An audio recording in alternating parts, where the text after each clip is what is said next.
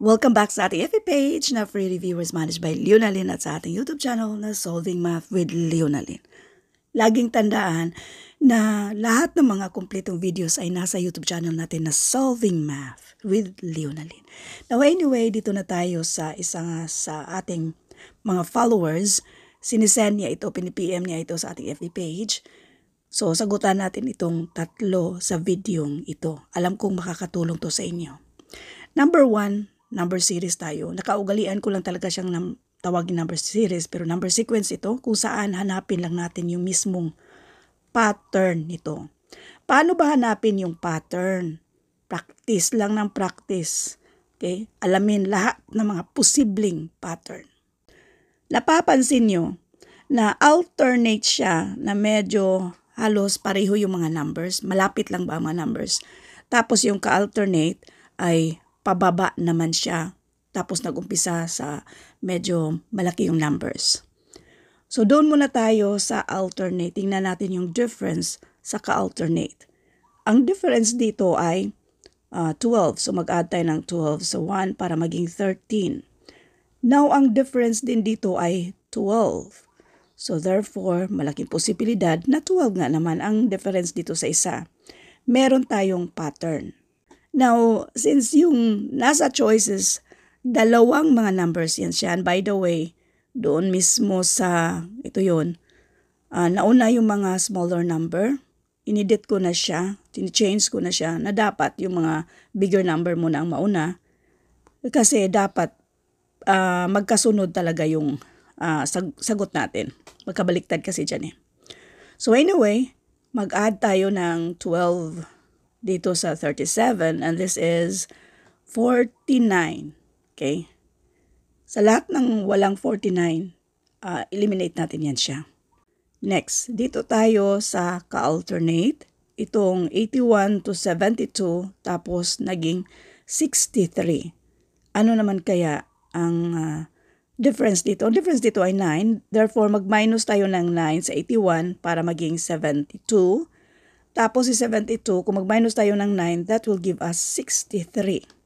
So therefore, mag-minus lang din tayo sa 63 ng 9, and this will give us 54. Kaya ang sagot dito, 54 and 49, letter D.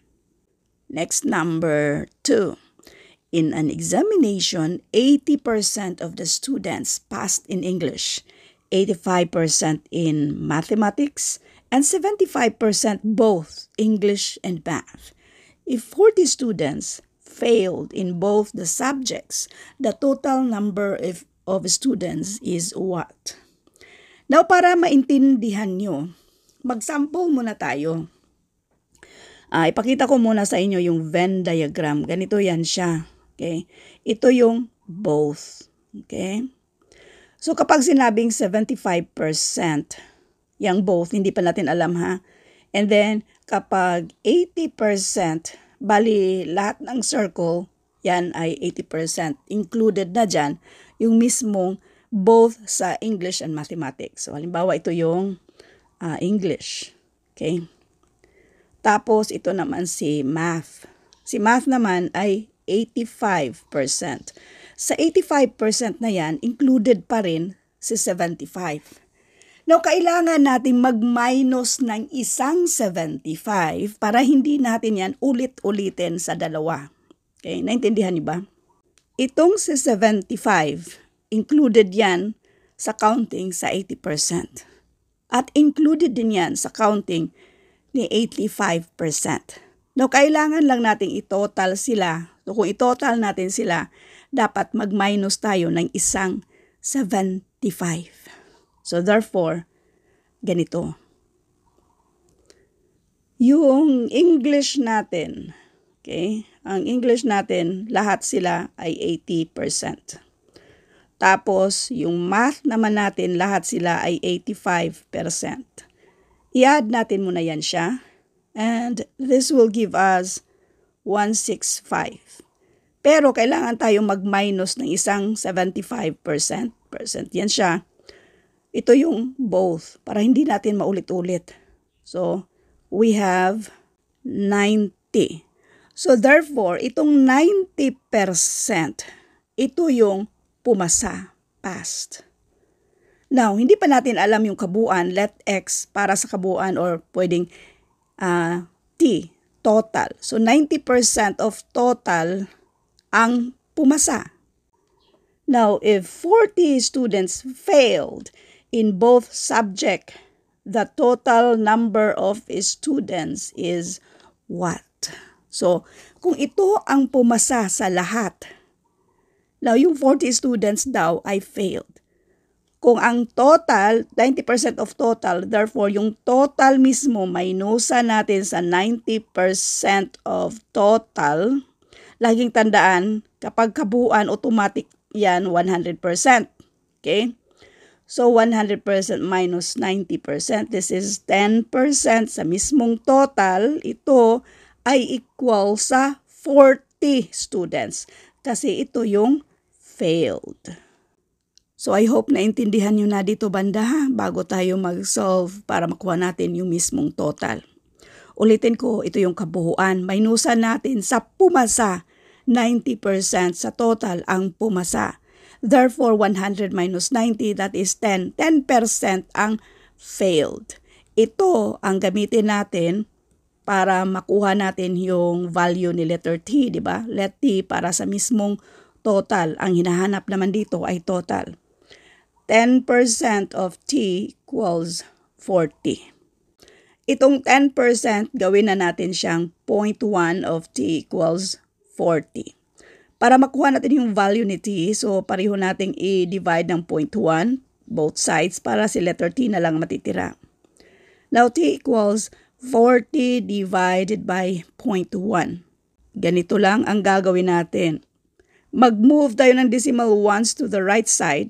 Kung mag-move tayo, magdagdag tayo ng isang 0 sa taas. So therefore, this is 400. Yan na yung sagot. Isa pa, si 40 ba, i-divide natin ng 0.1. Lahat ng mga pang-divide, kailangan whole number, so i-move natin yan once to the right side. Ganun din ang gagawin natin sa loob. Yung decimal, i-move natin once to the right side. Yung space, lagyan ng 0. Yung decimal, i-align natin sa taas. Now, 4 divided by 1. 1 lang din ang pang-divide. So, automatic na yung 400. Kaya ang total dito ay 400. Next, dito na tayo sa number 3. The average of 30 students is 9 years. If the age of their teacher is included, it becomes 10 years daw yung average. The age of the teacher in years is what?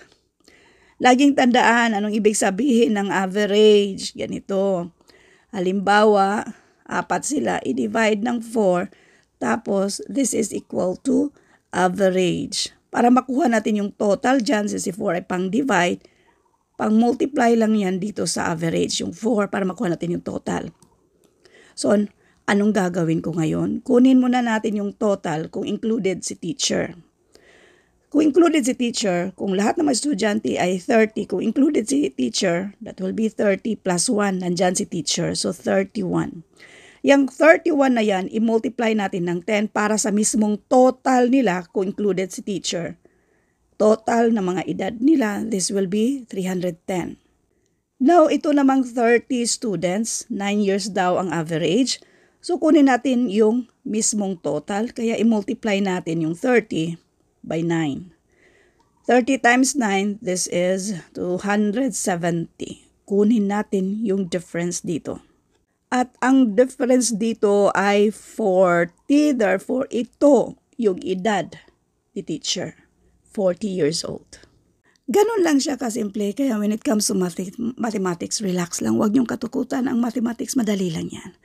Well, I hope na meron kayong natutunan sa videong ito. Thank you and God bless.